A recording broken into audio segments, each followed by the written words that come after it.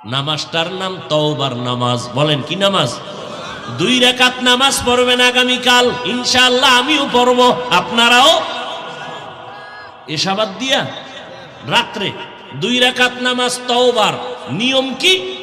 নামাজ অন্য সিস্টেমেই পড়বেন, শুধু সেজদার সময় নিয়মটা আলাদা।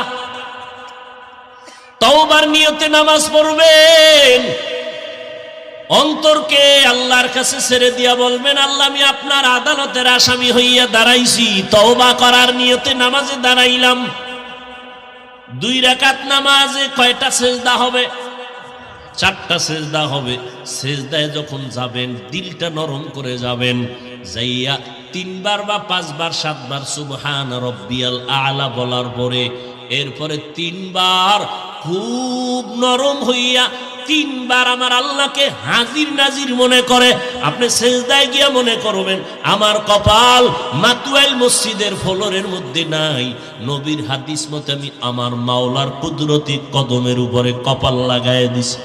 এইবার আল্লাহকে হাজির নাজির জানিয়া একা একা নির্জনে বলবেন 3 বার। কয়বার?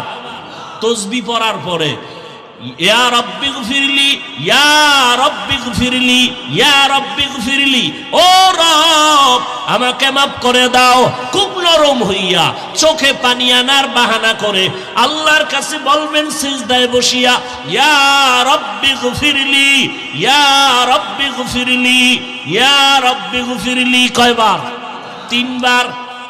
প্রত্যেক সেজদায় শেষে 3 বার করিয়া এভাবে 2 রাকাত নামাজ পড়বেন।